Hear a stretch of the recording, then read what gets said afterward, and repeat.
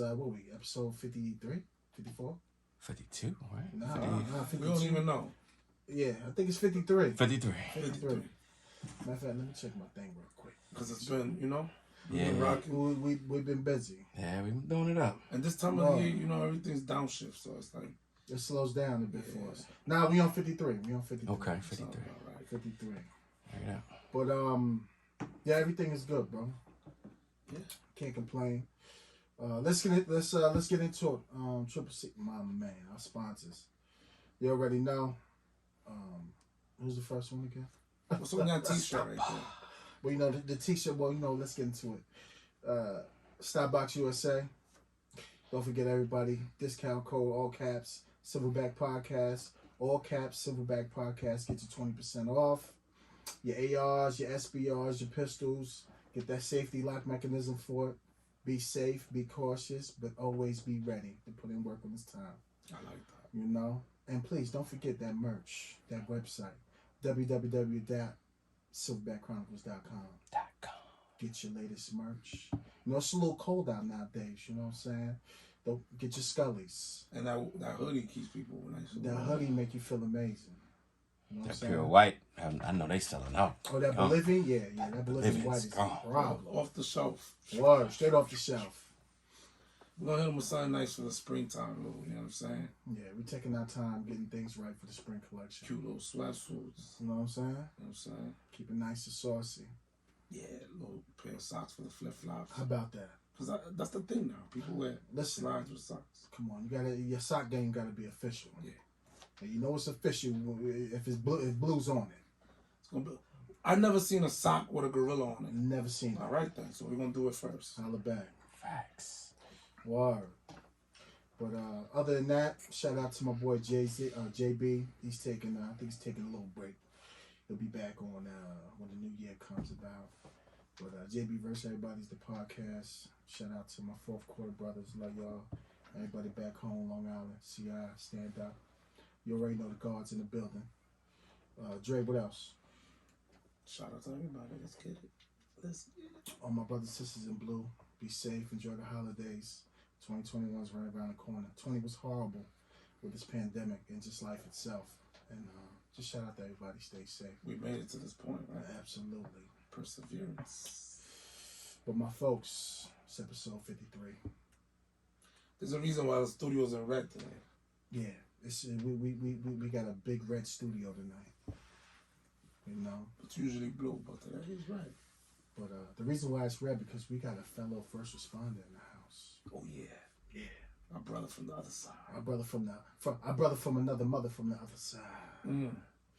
He repped the red just like we do. He's a firefighter, ladies and gentlemen.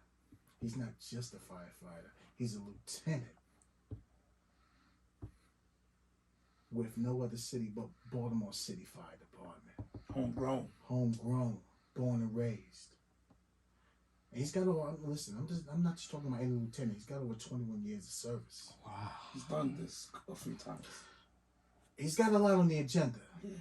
He's got a nice body of work that he's going to talk about tonight. So listen, with no further ado, ladies and gentlemen, my brother, Cabell. What's up, baby? What's up, everybody? My man. What's going on? Thank you for doing this. Chilling. Appreciate you coming on board, brother. Thank you, man. It's a pleasure and an honor. See, because everybody hears about, I always say everybody has a voice that needs to be heard. We come from police background, so we tell police stories. We have people on that are police officers, police detectives, lieutenants. We got people that play professional football. We just got extraordinary people. But nobody heard the side from the fire department side. Okay. And what better way than to have you come and give us your expertise, sir? Okay. Appreciate it, man. Glad to be here. So please tell us, where you from, born and raised? Born and raised Calhoun, Mosier. 918 North Calhoun. Ooh.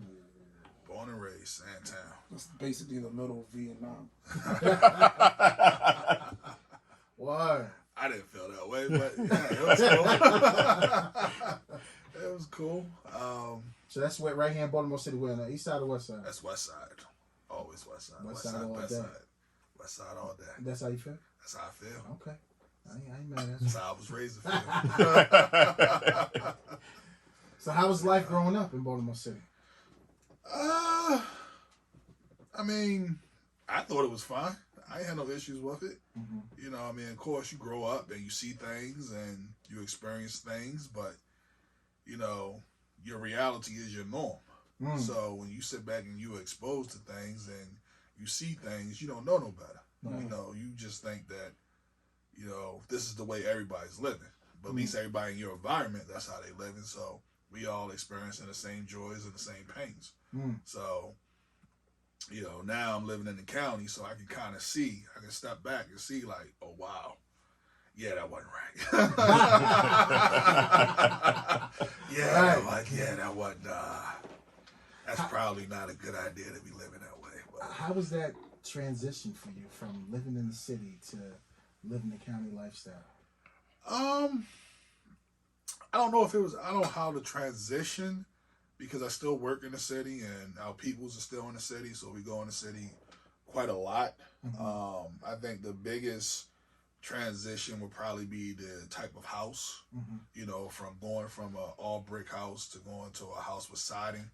You know, you're not used to hearing the weather. Right. So when the weather, the regular wind blowing, it kind of freaks you out. You think your house about to fall in on you and whatnot because you're used to the stability of the brick. How's the lifestyle? Mayberry. The lifestyle is Mayberry, where you can just send your kids outside, go run around, they can run out in the street. How about And that? you're not worrying about, you know, them getting hit by cars. Man, you got fools every now and then that probably drive right down the street Mm-hmm. or turn a corner like they ain't got, you know, no sense, not realizing little kids outside playing.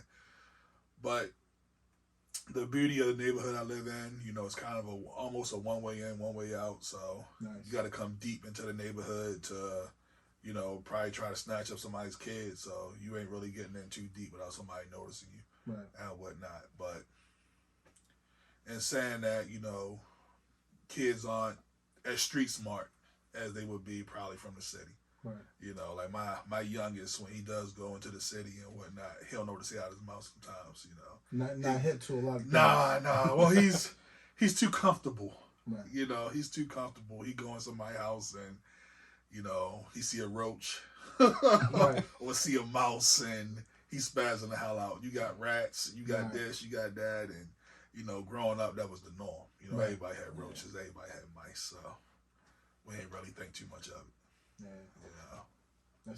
That shows it's growth.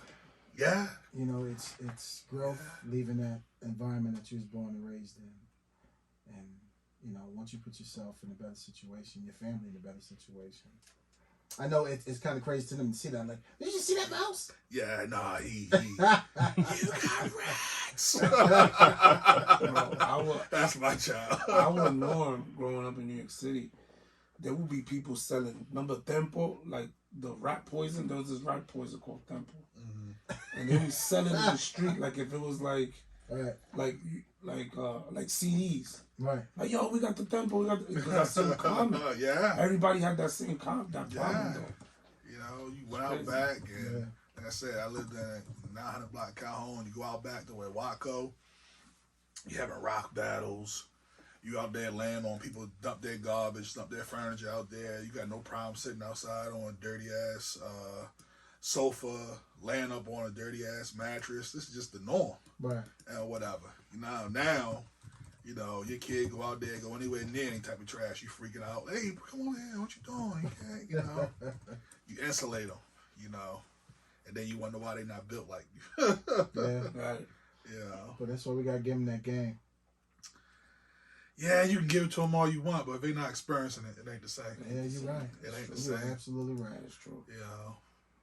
You grew up in the era with the steps, when them steps had to be Yeah, you got the the marble steps. You got the Ajax. That's the first time I saw that, West Baltimore, Yeah. West and East. I miss my old house. It's gone. It's torn down. The block I grew in, all the group of houses are all gone. It's a vacant lot now. How, like, did that make you feel like anything? Like the fact that the crib you grew up is no longer there? No, I mean, I think more. I'm glad it's gone because I mean I know people lived there once we left, but it still feel like that was our house, and now nobody else can have it. Right. You know, so man, according to my mother, we weren't born there. We probably I went there probably like when I was around 1, but of course it's all I know and whatnot. So I'm glad that I'm not driving down because my mother and my sister they still Sandtown. They're gonna be Sandtown till the day they die and whatnot. But I'm glad when I go, I'm not seeing somebody there disrespecting the house and whatnot because you got a lot of houses that are around there that people are completely disrespecting.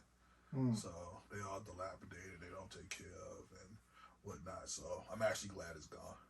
I remember when Brother K was on, he talked about that. There used to be competitions back in the days of the cleanest blocks. Now people took care of their blocks.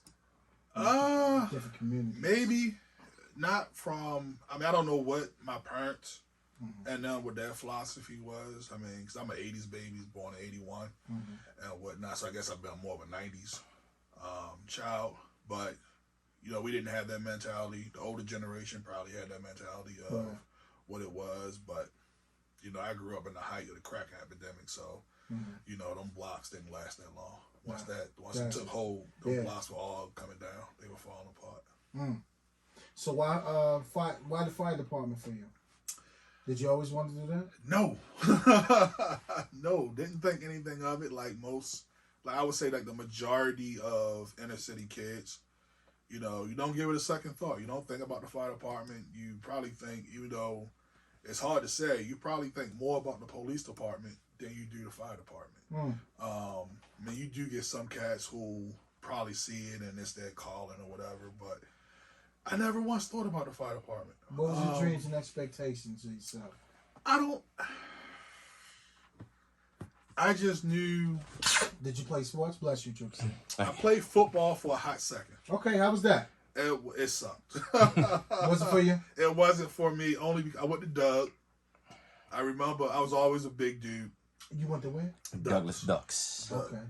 So you got to explain that. The accent came out. I went to Doug. So people bought him one now. You said Doug. Frederick Douglass. Okay. And I was always a big dude. And I remember, I think my 10th grade year, I was walking down the hall. The coach for the varsity team came up on me and was like, "Hey, yo, play football?" And I was like, "No, I know play. Yo, want to play?" I said, "I can play. I don't care. It is what it is." He said, "All right, we'll come to practice." So I show up to practice. First day of practice. First day. Never played football. Organized sports day in my life. I'm a team captain. So day one. I'm like, day one. So I'm like, okay, something wrong with this. I don't know these drills. I don't know this. I don't know that. How am I a team captain? Like, it is what it is. So we doing stuff, and I saw we had this nice-ass weight room up at Douglas. So I'm thinking, I said, okay, well, cool. So what time do we got to get here in the morning to come up here and lift some weights?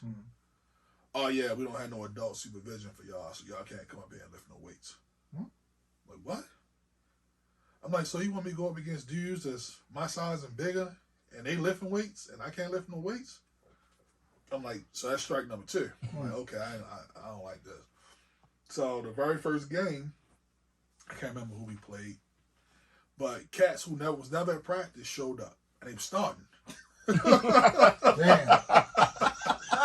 Cats that never came to practice. Never came to practice. They were nice. They walked up and they were starting. Shut up Saturday morning, let's get it. Yeah. And I was just like, Fresh off the block. Word. yeah, I don't want to do this. I was like, yeah, I don't. He said, you let me go through a whole week of practice. Yeah. Right. And this will explain why we sucked so bad. Exactly. We were horrible. Our JV, this was varsity. Our JV team was actually pretty good. But I was like, yeah, that was my first and last game at professional. I don't blame not you. professional, amateur sports. It just wasn't for me. It wasn't for me. Yeah, you seem more like the ladies, man. Nah, well. That was the sport you played. Nah, like everybody, you learn real quick. takes. And then once I learned that they like assholes, and assholes got, to do certain things, it was easy for me to play that role. Right. It was very easy for me to play that role and get to have some fun. There you go. Yeah. So why the fire department? What led you to this? It got me out of school early. What you mean? When I was in the 11th grade, I was a cadet. So when I was in 11th grade, I happened to walk into the guidance counselor office, and they had, I can't remember what I saw, but they had something up about the cadet program. And I inquired about, what is this? And they were saying it's opportunity for people that was in Baltimore City schools to get into the fire department, or get into a fire department program. It was a federally funded program. And I said, well, this is interesting. So I said, let me, see what I got to do with this. And I was always a book smart individual. So it was like, well, you got to write an essay. You got to go out for an interview. You go out for a physical agility test. And when it's in your 12th grade year, around 12 o'clock, you would have to go to a cab will come get you, go to another school, and you would go experience, get fire training. So I was like, so you telling me I get to lead a school midday? It was like, yeah. I was like, all right, cool. Let's see what this is about. That's all it was for me, was to get out of school early. And then it allowed me to start wearing a uniform. And I've always looked older, even when I was in the 12th grade, when I got into the cadet program, we wore uniforms. We wore cadet uniforms. And there was only a select amount of teachers that was there from beginning to my 12th grade year. So only a handful of people knew who I was. You got a huge influx of rotating teachers and whatnot. And so for me being in that uniform and me looking older, a lot of them thought I was faculty. So that gave me the benefit of being able to come and go as I pleased, right, and whatnot. And I would just show up around 12 o'clock when my cab got there to take me to the other school. And then eventually I told the cab to come to my house, because I'm going straight there. Yeah, I'm just going straight there. There's no point for me to even keep showing up for school, right, and whatnot, because I would just come to school on test day. And people would be like, we got a test today? I was like, yeah, I know we got a test today. I'm going to come in, I'm going to do this test, pass this test, and, call it a day. right. But when I did the cadet program, I was probably top of my class. Once again, I was always good at academics. But me and the person who ran the program, we didn't get along. He was the type of person that he liked to crack on people. But he's one of the ones like to give it but couldn't take it. So he had a stuttering problem. So how you gonna sit there and start cracking on people, and when you got this easy thing somebody can get on you about, so you start getting on me, I start getting on your stutter and whatnot. So this man, he couldn't stand me. So I didn't expect to make it into the fire department, because they was only selecting, like, when you go to the tryouts, there's probably a good 300-400 kids show up.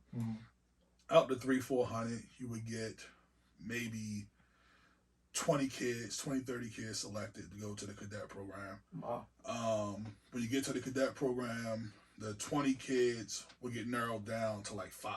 Damn. Yeah, so it was, in theory, it was a good program, but it wasn't producing what it should be producing. Right. Because if you got all these kids and you got people who are passing, then you can get a whole academy class out of that. Right. But they weren't doing that. They were just selecting 5 people. That's tougher than American Idol. Yeah. Right. So you doing this, and like I said, from them selecting 5, I just knew because of my conduct, I wasn't getting selected. Even though I'm top, 1-2 in my class as far as grades and doing stuff. I just figured I wasn't getting selected, but I got selected. Then we got sent downtown. We worked downtown for a year. We were basically free labor. We was making like $15,000 a year, and we was doing all this BS stuff that adults, even though we was, 17 going on 18, adults was making 50, 60 grand, but we're making 15 grand doing that job. Yeah. Then they They called us and said, all right, academy class is starting. Let's go. You're out there, and the rest is history. Damn, so you've been there ever since? Been there ever since, 21 years. Damn. 21 years, 16 more to go. 16 more years to go. Really? Yeah. So is it 20 years with the fire? Well, obviously It was, but the cops screwed us. Oh, You damn. know. Whoa. Yeah, the cops screwed us. Y'all retired too much. Y'all retired. The majority of y'all are 20 and out. Mm-hmm. And because of that, because it's the fire police pension Gotcha. and whatnot. And remember, I don't know if you were in when O'Malley was mayor, and he gave you guys a huge pay raise. Nah, we got here a little bit after. Yeah, he gave the cops a really big pay raise. Good, I'm proud of him. They didn't. Thank you. They didn't take note into how they structured the pay raise, because once they got their money, they bounced and whatnot. So it kind of hurt the pension and whatnot. And because it's the fire police, they want cops to do 25. Yeah. So, but you can't tell cops do 25 and the fire department has to do 20. So you got to tell everybody you got to do 25. Gotcha. Because the average lifespan of a cop is 20 years. The average lifespan of a firefighter is 28 years. So it wasn't us hurting the pension system. It was cops, because y'all can just bounce, go work for another jurisdiction and just almost start immediately. If We can't do that. Right. If you make it out. You're right. If you make it out. That's the thing about police officers. Is like we deal with so much, and then it's like boom, we retired, and a huge part of them died of heart attacks. Yeah, the vast majority, and well, a good portion of firefighters, when they die, when they retire, they're dead within 5 years. Damn, You know, same thing with us. we have a huge cancer. Well, because all the fumes and shit. All the stuff we breathe in, Right. and then heart problems, because when you go from a resting heartbeat where you just chilling, sitting around watching TV or doing paperwork, to ding, and you might got a box and you jumping up. That's not good for your heart. That's when they slide down the pole. Depending on your station. The station I'm in now, we don't have a pole, thank God. The station I'm going to tomorrow has probably the longest poles on in the country. Yeah, it's like 3-story poles. Yeah, I wouldn't even say that. That was a little more. You know. They pole dances. Yeah. Fire departments are going away from the poles, because you get injured. We had guys tear their rotator cuffs, blow their knees out, blow that. Yeah, you slide, and if trying to be strippers, you do it wrong, and we're not as good. We're not that elegant. Take it easy. Nah. Turn the ankle. Hey, I fell a couple times, man. For real? Oh yeah. I Like how many feet did you fall? Probably about 20. Oh! Yeah, I fell about 20 feet one time. I thought I broke my leg. I broke. We had a box. A box means a fire. Damn. I crawled over to the wagon, crawled up there, and I said go, because with us, man, it's an ego thing. Fire's everything. We're here for fire, even though the majority of the calls you do and the fire services are EMS, which is emergency medical services. That's 90% of what we do is medical, but fire is what we're there for. That's the goal. That's the goal. When it's to rescue somebody, to put that fire out. It's an ego thing. If it's my company, your company, his company, my job is to beat you into your area.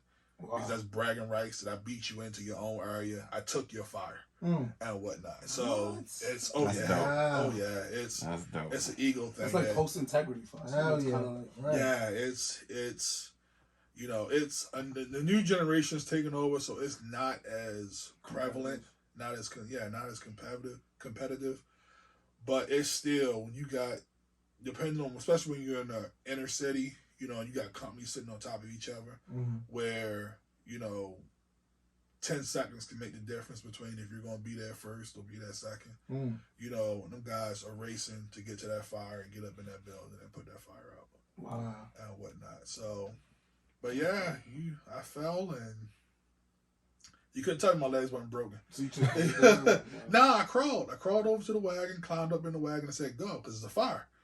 gotta go. You got to go. You get there, and then when you get there, they can go do what they got to do, and I can figure out if my legs still work. And I was sitting there patting my legs down. I was good. And they all was sitting there staring at me like, "Oh, you still alive?" Damn, I was like, 20 "Go, feet. go!" And I mean, thank God I'm built like a tank. You know, sometimes it's a benefit of being fat. You get the bounce. You didn't break your feet? No, I didn't break nothing. You know, I mean, I'm pretty sure it's probably some little damage in there, but 20 feet. Yeah. I sure hope you filled out a No. No? Not on that one. I was young and dumb then. I was young. This was probably when I was time I was on 23. See, but your bones are just different. Yeah. After I'm 22, you can take a hit. I was probably a good 22, 23 years old. Yeah, I mean, but even 20 feet though, I'm gonna sit down and think about what the fuck. Yeah, but Fuck that. like I said, Yo, send somebody else. Set this one out. Damn. Your mindset, especially back then, your mindset was different. It was just different. Like now, shoot, man, I get a hangnail. What? Hey, come get me. Right. You know. I gotta go talk to somebody. I need to. This need to be written up. Right, you know? right. You know, shoot. Nah. That's serious. Did you have the Dalmatian era? Nah, we ain't never had no dogs. You never had no dogs? We ain't never had no dogs. Because you know even if I say it's no way it's gonna come out. Just say it. I feel so awkward saying that. You know, the POLE was always a huge selling feature for the fire department. You watch it off movies. You know, it's the thing of getting you hear the alarm. All right, let's get dressed. Jump on the POLE, slide down. That just sounds so disgusting. What is that? Why you scared to say pole? Jeez, come on, Just say man. It's a pole. brass pole. It's a New York thing, bro. No, it's a Pole, All man. right, thank you, Triple C. So now, Hey, yo. Come on, Hey, I man. wish I had male stripper money. I wish I had a male stripper body. So why y'all was always in calendars? Huh? Why firefighters were always in calendars? What's all that about? Hey, cause Back in the day. but some people look good. Some people, you You know, got poles, they work out. calendars, Hey, man. if you can make that money and do it, you look good. Hey, more power to you, man. I don't have it. Let me shout out my I'm a cousin fat boy Raul now. real quick. I'm sorry. Raul, youngest firefighter. I crack jokes with him all the time. I'll speak to him. I'm like, yo, how many cats you saved today, bro? Yeah. Like, We I don't F do you. that. We don't do that. That's a misnomer. We tell people all the time if they try to call us for that. You ever see a dead cat in a tree? Right. Yeah. Eventually they will come down. We don't rescue that. We don't rescue cats. Yeah. Oh man. But y'all know that you know, every cop's dream is to be a firefighter. That's not true. Yeah, that is true. That is true. That is I'm true. gonna be honest with you. I don't do fire, Yeah. so it wasn't gonna be the guard anyway. It wasn't gonna happen. Fam, I can't even touch a hot iron. It's fun. It's fun. Nah, What you man. mean it's fun? It's That fun. heat? I ain't No going way. up in no It's hot fun. ass building. It's fun, dog. It's like getting on a roller coaster. I mean, like, was that your favorite? Was part it? of the Was it a rush like that? It's a rush. It's still a rush like that. For real? It's still a rush like that, man. It's So put me through that scenario. What if it's a burning building? Yeah, right? yeah. Walkers do it. And you know that you got to get in there, or if somebody, well, even if nobody's in there, you still got to clear it to make sure no lives is in there, correct? yeah. Like, what's that feeling of the house is burning? I know you got the protective gear on. Does the heat really affect you like that when you're in that protective gear? If it's yes, it can. Okay. If it's and it's hard to describe. So if I say regular fires, you're like, what's a regular fire? There's levels. Of course, there are levels to fire. Yeah, there are levels to everything. If you get a fire, let's say 200, 300 degrees inside, Okay. that's not hot. Is that like a roll? huh? Huh? You said what? That's not hot. But like, what structure is that? Like a roll? Yo, I cook. I'm like, hold on, yo. I cook. Yo, we cook stuff at that level, bro. So you eat like 300 degrees. I'm like, bro, that's a good cooking. That's a good. That's a good steak. That's a good steak fire. You got 85 pounds of gear on. And the gear is really good. The gear is designed, and sometimes that's a detriment. Sometimes, because back in the day, before my time, guys didn't have hoods and whatnot. So when they went in there and fight a fire, they could judge how hot a fire was by their ears. And this is what older cats would tell us. If your ears start burning, you've gone too far. It's too hot. So you need to back out or you need to do whatever. But now we wear hoods and we got all this other stuff on. So you can literally be up on that fire. You can be like a foot, 2-3 feet from that fire. Really? And it's not affecting you the same. Now, that's a good thing and that's a bad thing because it allows you to get closer to that fire to put that fire out. Right. The bad thing is it allows you to get closer to that fire to put that fire out. Right. So if you're getting up on that fire and you're in a dangerous situation and you're not realizing you're in a dangerous situation, you can get yourself hurt. So that's why, as an officer, it is my job. I'm on a truck company, but in a truck company, guys, we're responsible for going in and shutting off utilities, making sure the power of the building is shut off, the gas is shut off. We're the ones that's going there doing a primary search to try to find people and bring them out. And we're in charge of ventilation. So if they ventilate the building properly, it can cool that building off real quick. Because you would think that, all I gotta do is go in there and put water on it. But sometimes you put that water on that fire, you create steam. And that steam can be more dangerous than the actual heat of that fire because your gear is not going to protect you from all that steam that's building up that you can get those steam burns from. So you want to get that building opened up. When you get it opened up from the top, it releases all that, hot air, and it can cool off the building real quick, especially when they start spraying that water. But like I said, it's fun, man. It's a roller coaster. It's, if you get on a roller coaster, yeah, you're scared and whatnot, but you got to tell yourself, it's scary, but this is why I do it. What's your primary objective? I know it is to put the fire out, but what do you do when you first get on scene? Like what's the game plan? Well, figure out where the fire's at. Depends on where I'm at, Okay. because you have on an average incident, which is a box assignment, you have 5 engine companies, 2 truck companies. Always. Well, on a box assignment. So that's a normal. If a fire comes, they call in a fire. This is what's pulling up. You get 5 engine companies, 2 truck companies, 2 battalion chiefs. 2 battalion chiefs are the ones who are in charge of everything. So you got 1 in front, 1 in the back. The 1 in front is the overall commander. He's directing everybody on what to do, and you get 1 medic unit. But generally, you're getting there before, unless it's like somewhere in the chief's initial area, you're getting there before the chief. So if we're pulling up first, I'm the truck company. I'm calling command. I'm giving the size up. Like I'll pull up. I can say, truck. I'm at truck company 30. Truck 30. We on scene. We got a 2-story single family dwelling. We got heavy fire showing side alpha 2nd floor. Big truck 30 command. So. Now, my guys, because we're at the front of the building, my guys are throwing ladders to the front side of the building. We're laddering the roof because the guys going up there to start, some ventilation to try to get the air off, that hot air off out of that building.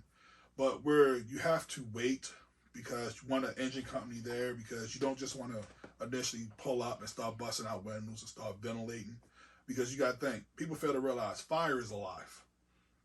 Fire wants the same thing you want. It wants to live. And it wants to breathe. So when a fire takes over a house, it's actually killing itself because it's sucking all the air out, all the oxygen out of the building. And when it loses its oxygen, it's going to die. So the minute you bust a window, all that fresh air and all that fresh oxygen is now coming into that building. Wow. The oxygen is like, shit, that's what I want. It's going to start coming towards where you opened up at. That window. Because it wants to breathe. Right. And whatnot. And so sometimes, you can make things worse. If they're not there with that line, which is a hose, to put that fire out and you open up too fast, you can make that fire really develop and really go boom. Wow. And whatnot. So you want to wait till that engine company is there to put that water on that fire. So while they're doing that, you know, my job as an officer is to go and force that front door, open it up for them. Mm-hmm. I follow the engine crew, and you know, usually I have a thermal imaging camera so I can see stuff. I can point stuff out to them if, you know, hey, the fire's over here in this corner. And while they're doing that, I'm also checking the building to see if I can find anybody that might be unconscious in the building. And this is all instantaneously. This is all instantaneously. This is all the training that you get, and it becomes second nature. Wow. You know, and like I said, I tell people all the time, like all that stuff you see on TV, and you guys would know from watching cop shows, is BS. You know. All right. Well, listen. how do you? Because we always talk about Chicago PD. How do you feel about Chicago Fire? I've never seen it. You've never seen it? I've never seen it. I've never seen it. To my knowledge, listening to people around the firehouse, the realest fire department show ever on TV was it was a show on FX. Was it Backdraft? That's a movie. It was a good movie. Yeah, that's a movie. That's the one with that guy. It's the comedian from back in the day. It was the one with him. That's like one of the realest. Is it? I know you're talking about the guy from Boston guy. This guy right here, Dennis Leary. Dennis Yes. Leary. Whatever that show, even though it was a Engine comedy, something. that was probably one of the closest to how Rescue Me? Yeah. Okay. That's probably one of the closest to how we really are in the fire service Really? and whatnot. But when you go into a building, you can't see crap. You know, when you see these movies, and it's all because you can't show a real fire, and because you can't see nothing. You go in there, and I'm sitting here talking to you, and the fire is in the corner burning, and everything around us is burning and whatever, and you just sitting there with no mask on, and oh, look at all this fire. Well, first of all, all this fire, where the hell's the smoke? Right. You know, where did all this smoke go? But yeah, outside, you can have all this fire everywhere because smoke going straight up in the sky. But inside of a building, the smoke hitting the ceiling. And Right. hitting the ceiling is going to bank down. So you can't see. I tell people all the time, if you want to know what it's like to be in a fire, close your eyes, have somebody stand somewhere with a flashlight, and start looking. And then when you start seeing that little glow Mm-hmm. of that flashlight, that's what fire is like. Wow. You're searching for that glow. Wow. That's it. You cannot see. I mean, perfect. If like once in a blue moon, you will come across a fire where you run up in there, and it's because it's self-ventilated, where it might have burnt a hole in the roof, so the smoke is exiting the building where you can actually see the fire. But if everything's closed down and you go up in there, you can't see nothing. Wow. You're walking around. You might as well just close your eyes because you're not going to see. You're feeling, and you're looking for that heat, and you're looking for that red, that glow. Wow. That's mainly what you're looking for when you're into a building. You're looking for that glow. Yes. You're going for that glow. I mean, it's ways of telling when you walk into a building. If I come into the first floor of a house, I walk in and the first floor is filled with smoke. Well, then that's telling me the fire's downstairs. Mm. Because it's not going to, if it's on the second floor, there's no way in the world that smoke, especially if it's filled all the way to the bottom. The first floor is all the way to the bottom. There's no way that smoke came all the way down like that because smoke goes up Right. and whatnot. So if you got a basement fire, it's going to fill up the first floor. Mm. And whatnot. But if you come in and it's almost, if you might have some smoke on the first floor, but if it's basically clear and you can tell from outside you had a lot of smoke, then it's upstairs. Wow. Now if it's in the attic or if you get a fire in the basement, depending on the type of construction, you might end up getting it into the attic because it can go up the walls and go up the lower spaces called balloon construction, where it will travel straight to the attic.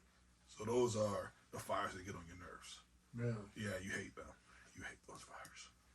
Because you think you're walking into a house and everything's clear. You go down the basement, you're like, oh, this is a little fire right here. You put it out.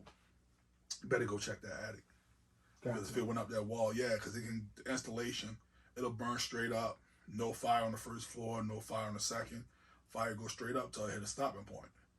And that attic, all that installation, and sometimes you can't see it. You go to be like, all right, we done. We leave. Next thing you know, half an hour later, you get that phone call because it's going to be a little spark that's just sitting there chilling. And then it just starts growing. From all that smoke. Yep. Just from the fire. It just made its way up the wall. That's crazy. And, that's why a lot of times people fail to realize why we tear that house up.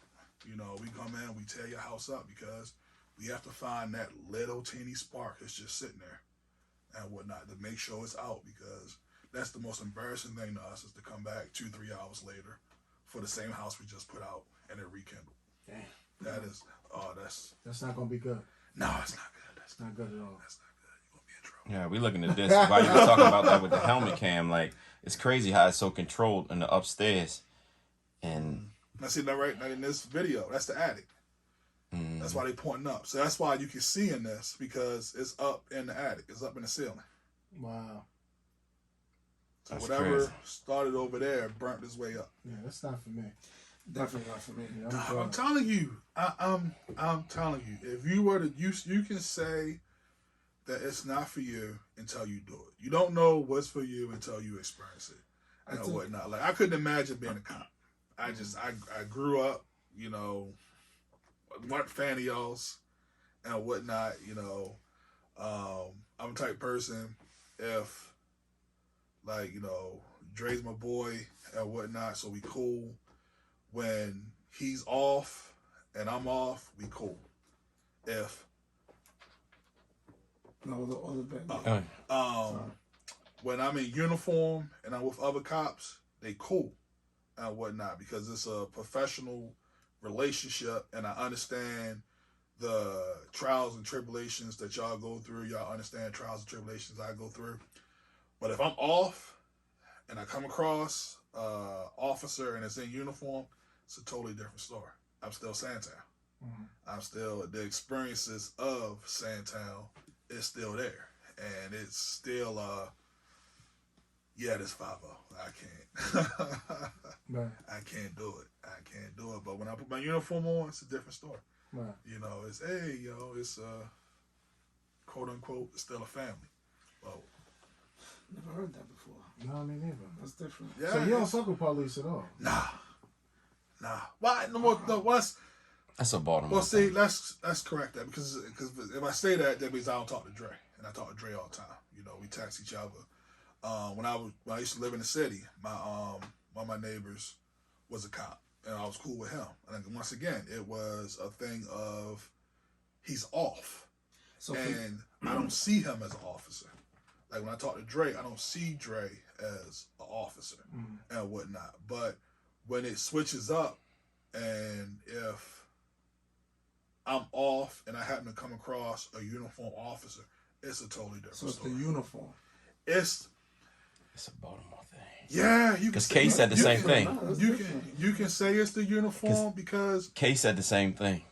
Remember, he was just like, it's being raised in a certain environment. It was us against them. Yeah. So you gotta break that barrier. That's that's why this podcast is important. That's why I'm glad. You know what I'm saying when you said that, because Kay saying like he really didn't need the clearance, but it was always we don't talk to, we don't deal with, they do this, and then it's ingrained, so you don't do it, because if so, it's like you violating some East or West or South Baltimore. Even if East and West don't like each other, South Baltimore, the one thing we know, you don't rock with them.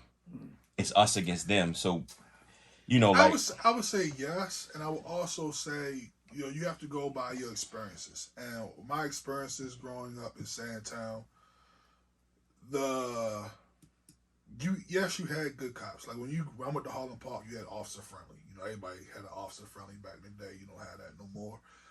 But you would get harassed by the cops, and I understand you guys have a job to do, and you have to go about certain procedures to perform your job.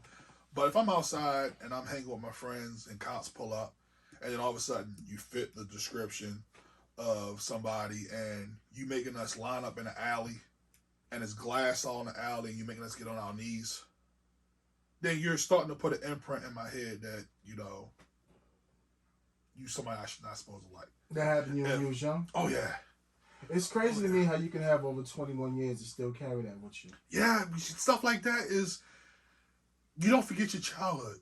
You walking down the street and cop cars speed up on you and slam their brakes, and cops jump out, open their doors to see if you're gonna run. And then when you sitting there looking at them and like, what are you doing? And they get back in their car, they laughing. That it forms an impression. It's kind of like, I was thinking about this before. If I'm a white lady and I'm walking and a young black cat comes up and steals my purse, steals my purse, and in the process he punches me and whatever to rob me and runs off. And then you can't be shocked when this lady has a fear of black people and whatever. And so when you grow up in that environment and you feel as though cops are harassing you and whatnot, you can't let that go. It's because it's always, you're going to see that, like you said, you're going to see that uniform. You're going to see it. You know, when they're off and you don't see that uniform, it's a regular person. Like, it was an episode of The Wire where they was at the movie theater, and like Bodie and them was shocked because they was like, oh, cops go to the movies too. Because when they was in the movies, they saw the cops as regular people, and the cops saw them as regular people. But then when they out hustling, they cops again, and they, you know, hoppers again. They out there slinging. But in that one Lord Bennett clip, they been in the movies together, and it was like, wow, damn, cops are regular people. Mm-hmm. So when you not in that uniform, it's, you're a regular person. And quote unquote, like I said, I live in Mayberry now, in my opinion. But yet I still teach my son, my youngest, I'm like, nah, cops aren't your friend. What? Yes. I teach him that, This man. is mind-blowing. I teach him that. Cops are not your friend. The neighborhood that you... Yes. Police are not your friend.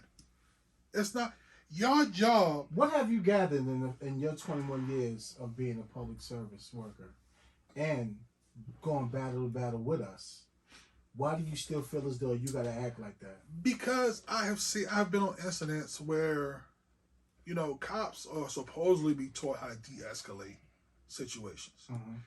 And I've been on plenty calls where you're sitting there when the cop pull up and you're like, oh God, this is going to go south. Mm-hmm. This is going to go south because you get your assholes that'll pull up and all of a sudden they escalating the situation. They're not de-escalating it. Mm-hmm. And because they're trying to get this person to rile up so they can lock them up. And you're like, dog, he was calm before you got here. Gotcha. You know, so it's like, what are you doing this for?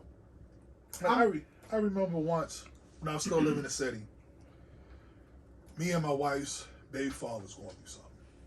And he lent my kid, he gave my kid a cell phone. My kid got in trouble.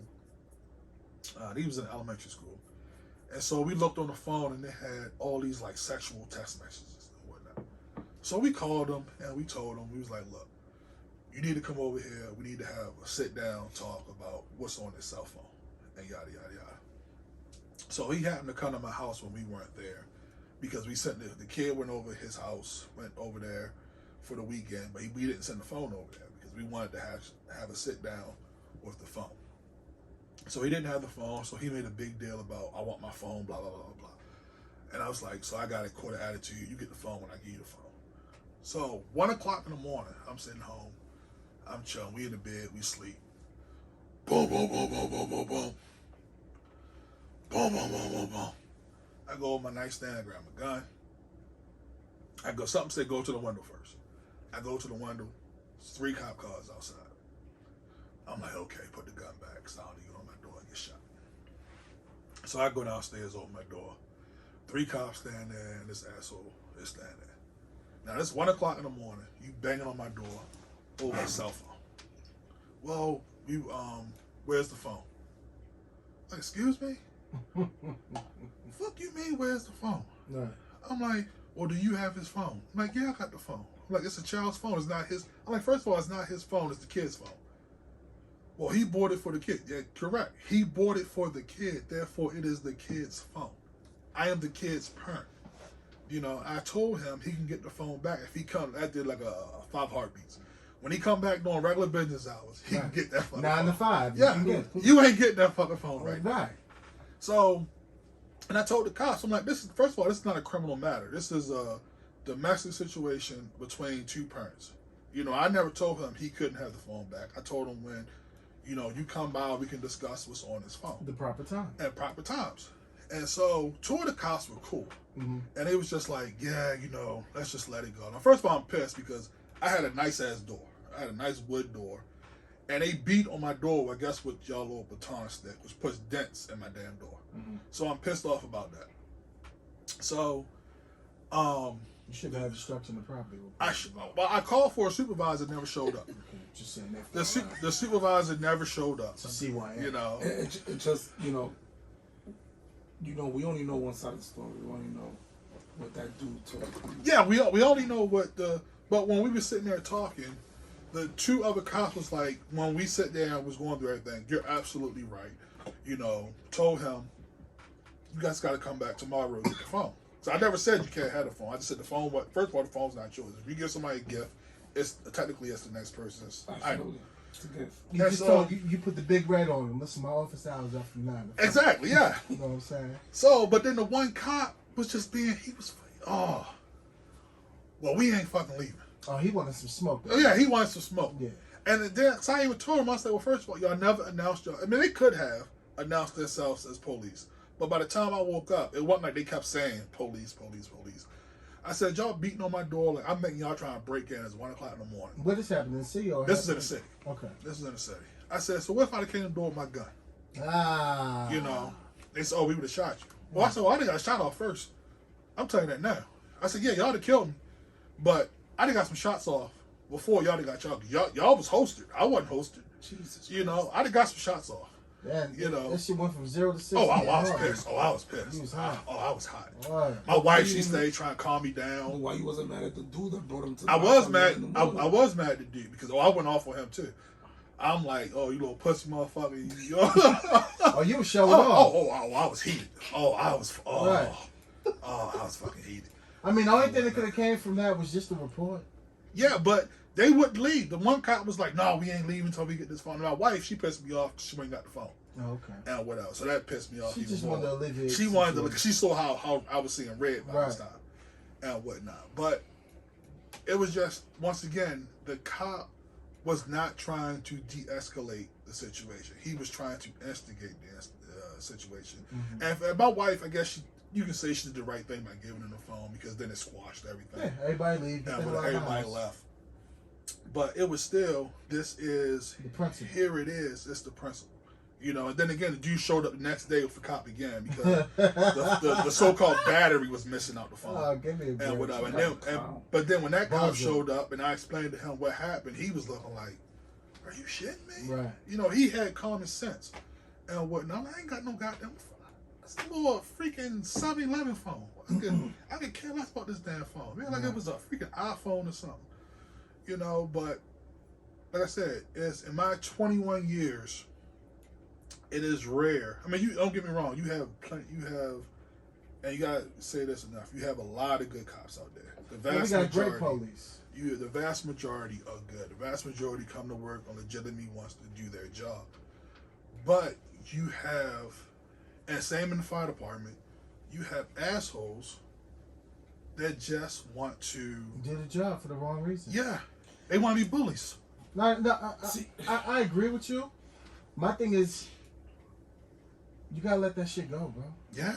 You're in a professional field where you know it's not gonna be all great. Yeah. And I deal with it. Me and Drake deal with it on our playing field.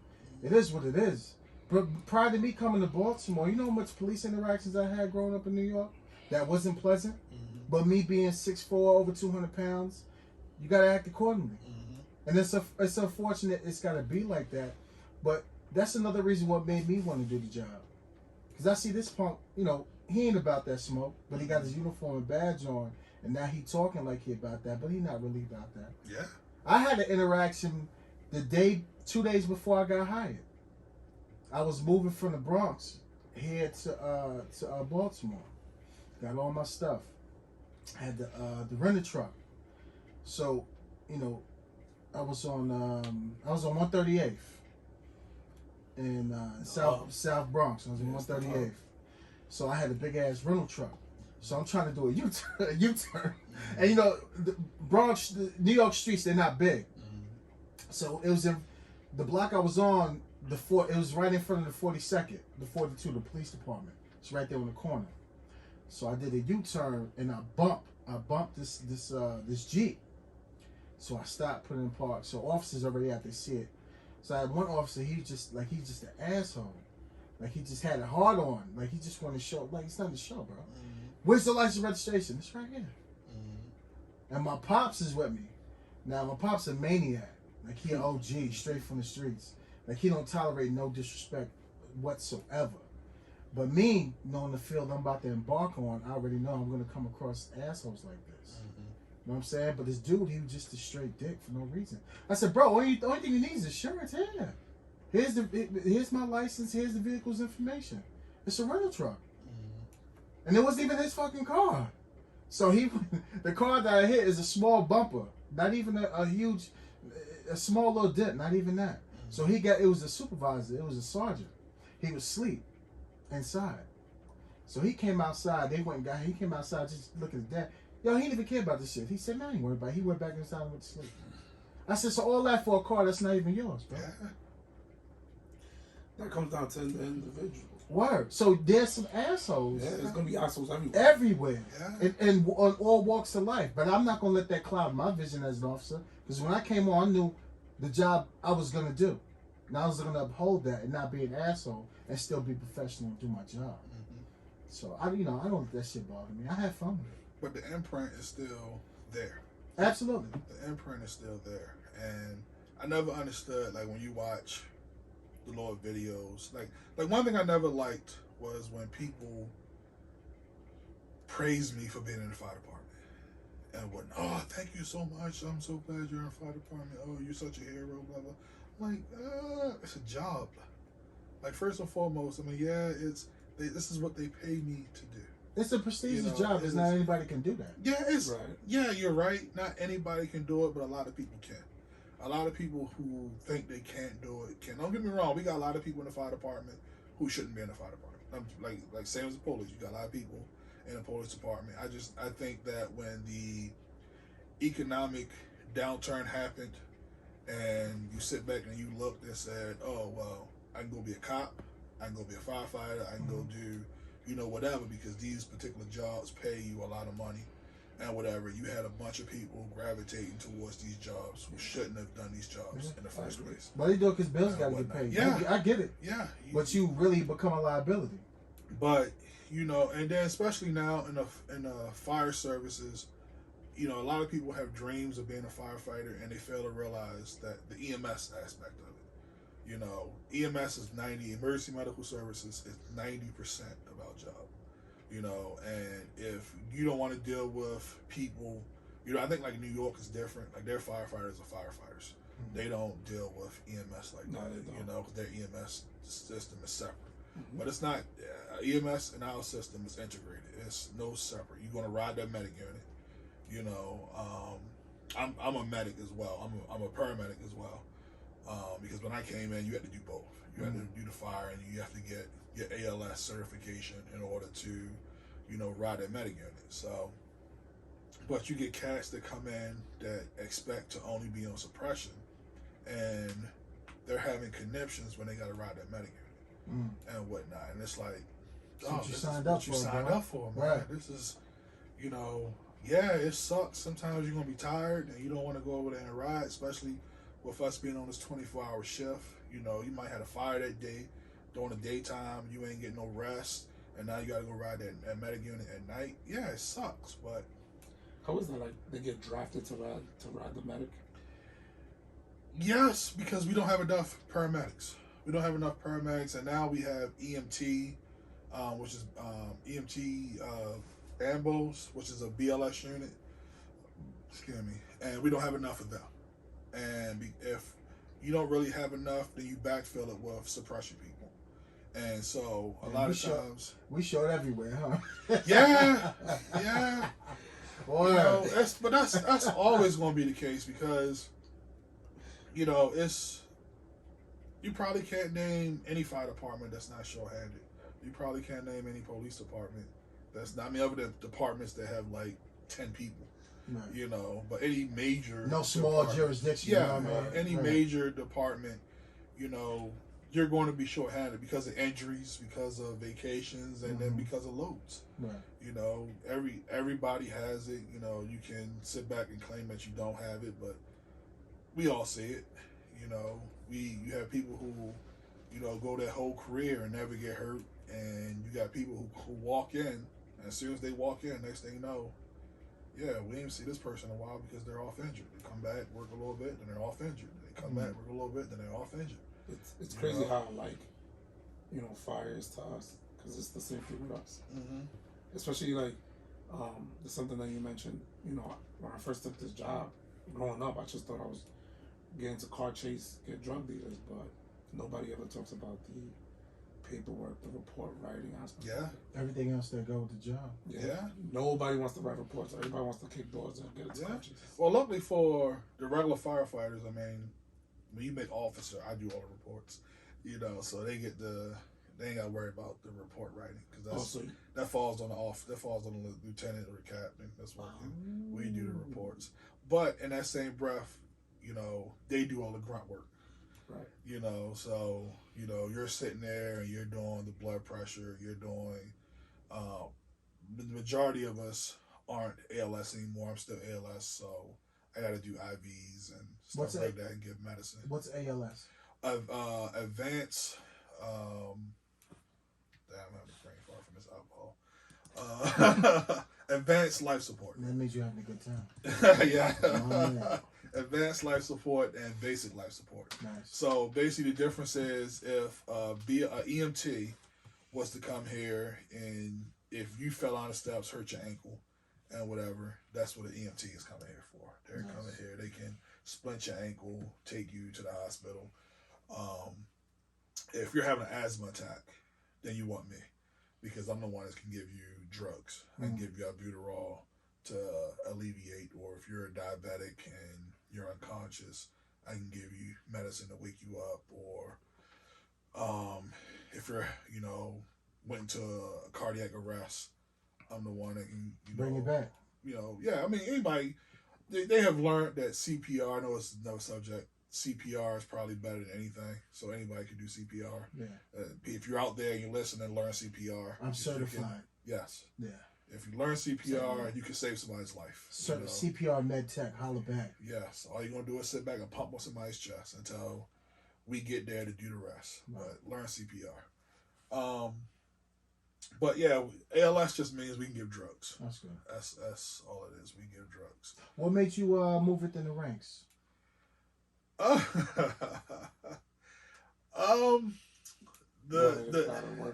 No. Well, that's why I got into the fire department.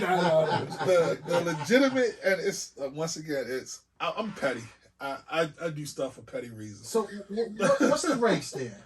How do they go? Okay, What's the first step? What's the bare level and moving up? When you come in, let's see, because everything, it always changes. So when you come in now, you're an EMT firefighter. Okay. Which you're a firefighter. It's just a different title now. We no longer have just regular firefighters, but you're a firefighter.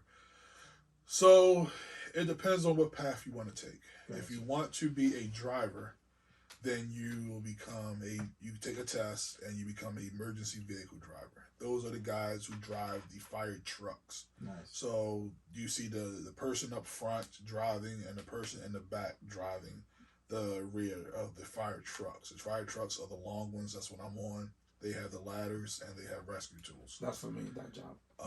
Yeah. Then, or if you're on an engine company, you can become a pump operator. Those are the ones that control all the levers to make sure you get water. They control making sure the water gets pushed through the water hose and the pressures are right, and to help put that fire out. Yeah, I fuck all that up. I'm good. Because you gotta know math. You got to. You should. You should. Yeah. But it's not as complicated as. I was a pump operator before I was a lieutenant, and I was that for like 4 months. I didn't think I was gonna make lieutenant. So those are the initial. Then there's lieutenant, which I am. Then it goes from lieutenant to captain. It says, let's put it like this. A lieutenant runs his shift. So we have 4 shifts on fireside. A, B, C, and D. Alpha, Bravo, Charlie, Delta. So I'm on Delta shift. So at my company, I run Delta shift of my company. Then you make captain. Captain controls the entire company.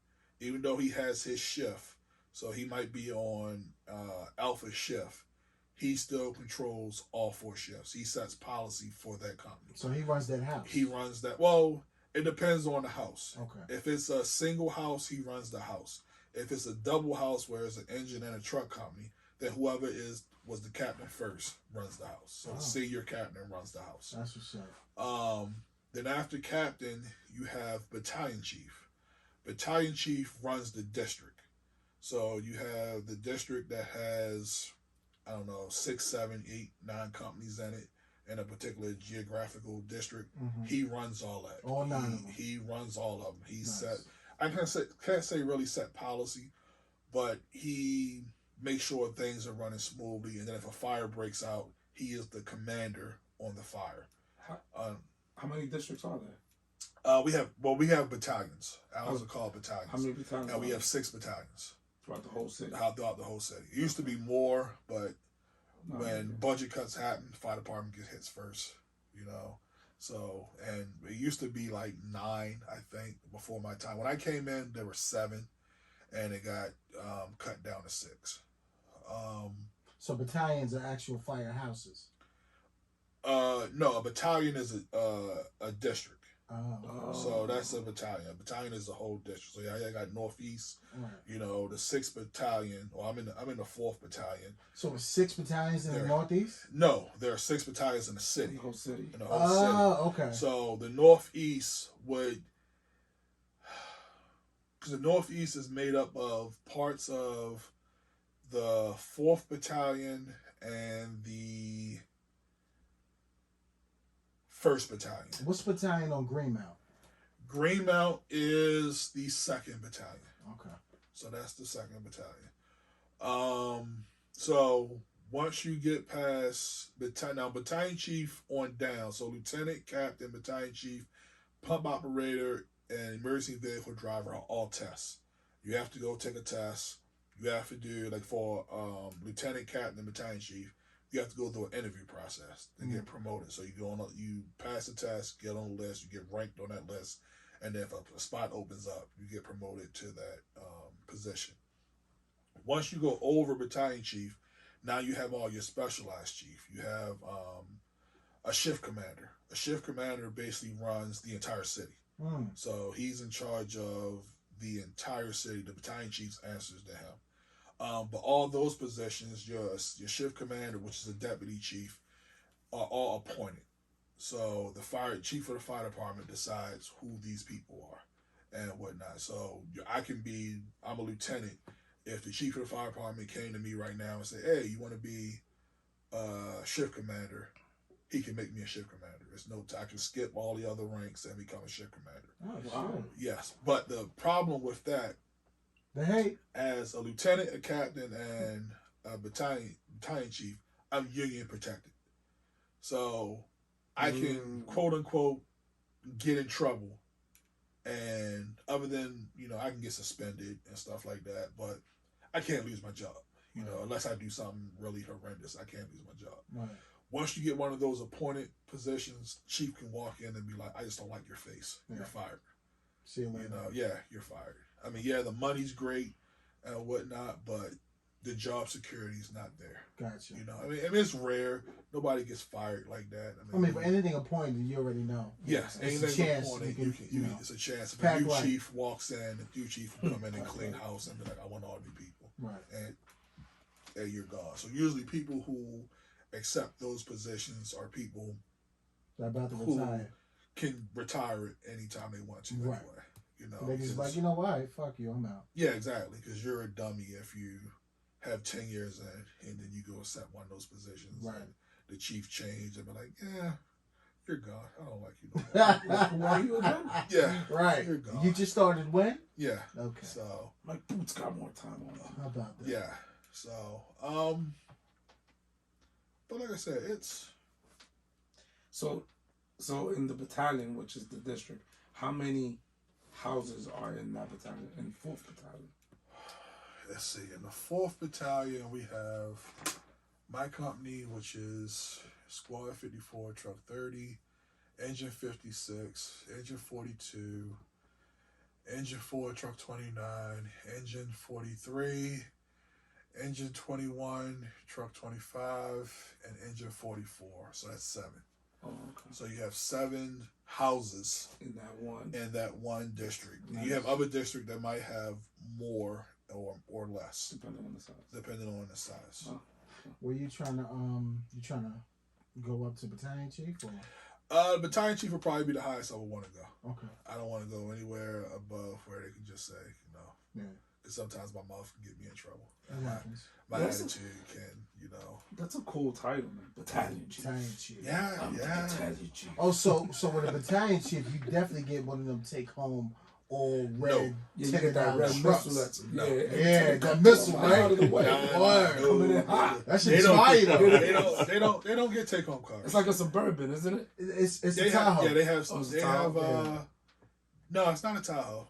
It's is it a Suburban? No, it's a I know it's Chevy. It's a Chevy. What's the truck? So it gotta, It's a Tahoe or what's the- Suburban. No, it's the F-150? The pickup trucks. No, F1 that's Ford. I'm sorry, that's a Silverado. The Silverados. They have Silverados. Yeah, but they got a cap on it. That's why. Yeah. Oh, that's why they're like, okay. Yeah, they have They got a Silverados. cap. Those is nice. Yo, they Yeah. come through. I move out the way. They Yeah. move. They, I feel like Facts. I move out of the way for them quicker than the regular big. Engine Yeah, that's a trucks. problem. So, cause that burgundy and the black on black. Yeah, they come Oh. Because that's y'all cops like blocking us out on fires. through. Oh my That's the- god. Y'all, Here we go. y'all think y'all Oops. firefighters and pull up real quick and block the street off, and then we pulling up and we can't get in. Damn, my Yeah, bad. or we're My stuck fault. sitting there like, can you tell the cops to Y'all move the car? Y'all should have beat us too then. Yeah. Y'all Yeah. motherfuckers came Well, how late. about y'all beat us in on regular calls then? It's 'cause it's- Y'all quick in a hurry to show up on a Hold fire. on. Yeah, Yeah. that's because they busy sliding up the dumb Yo. roads. Right. Take too long. They're busy making that croissant at the Yo. Italian house and shit. Ever since I got out of college, what is the verses with police officers and firefighters? It's just friendly. Because I mean, I know it's friendly, but it's like Army, Army, Navy, and Air Force. Like you're going to meetings with them. Because it's true. They all serve the same flag, but they still. What's the friendly kind of? Cops want to be firefighters.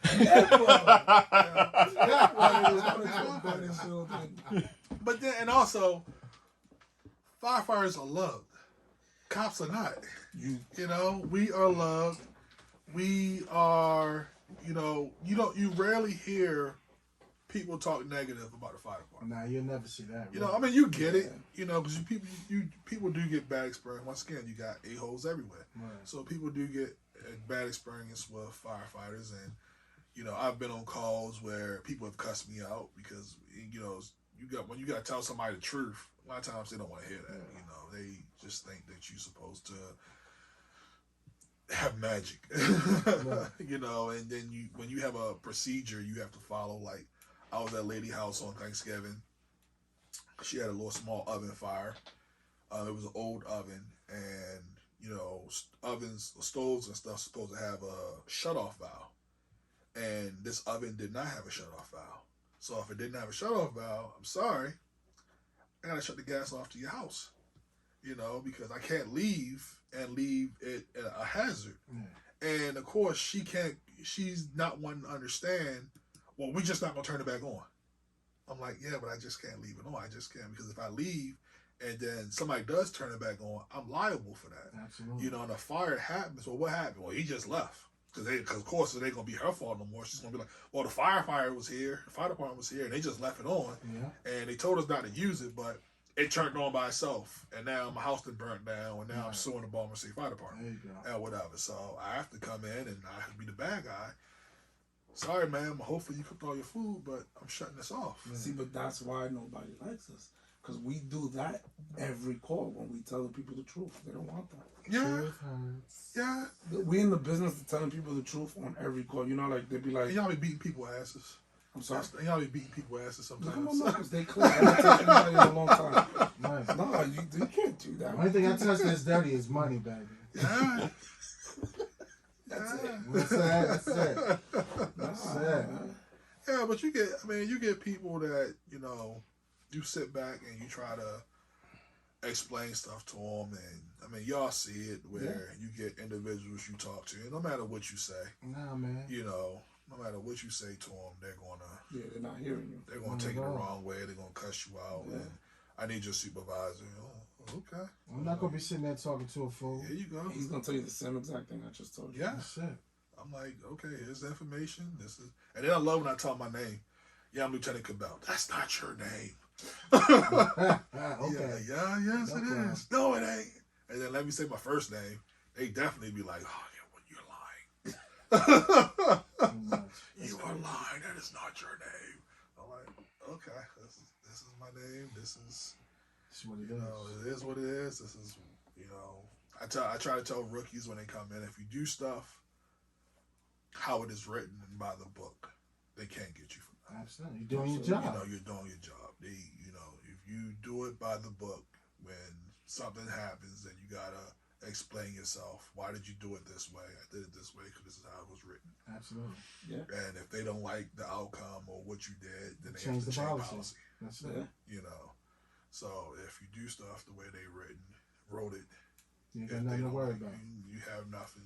You know, they can always come back and say, "Well, shoulda, coulda, woulda. You should have did this instead of that."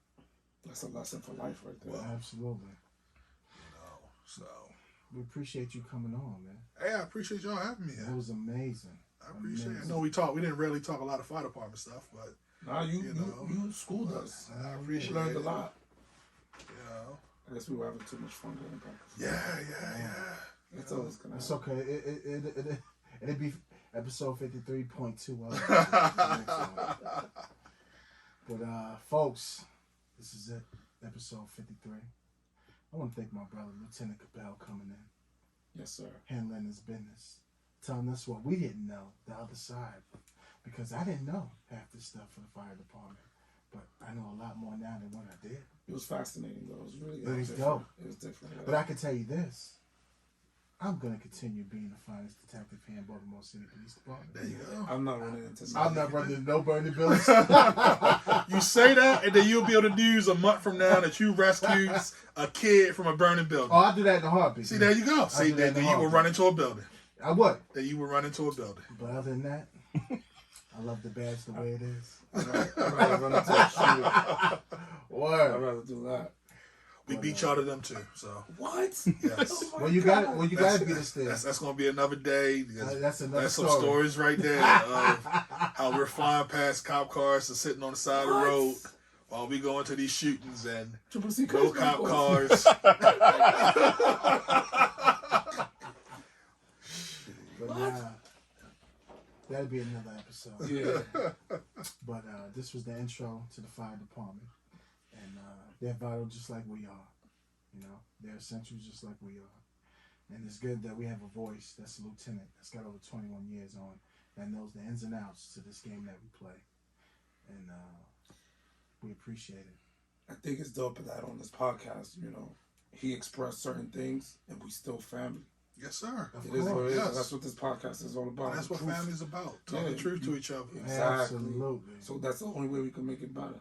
That's it. And that's all about bridging the gap, That's it. which is what we set forth. So with that being said, this episode 53. Everybody be safe. Enjoy your weekends. And keep opening your ears to us because we love talking to you. But other than that, be safe. And we love you. We'll see you next week. Thank you, sir. Thank you. And next Santa, where's my PS5? Right.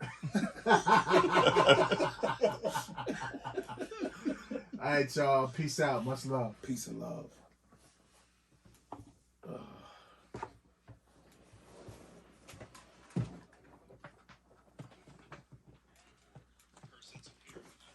That's what we need is some good laughs. Yo. Thank Some y'all, real man. good laughs. Appreciate that. That's good That was stuff. fun. I got pissed real quick 'cause I know that shit's Some good laughs right there. You know what we're gonna do? We're gonna have him and Raul come Yes. so they could be on at the same time. That'd we be could just fire. go back and forth. Hey, yo. Yeah. We We could could have non-stop kept jokes. going. What? I know. What is that, Chris? Hour, what, 30 Hour minutes? 22. Hour Hour 22. 22. Yeah.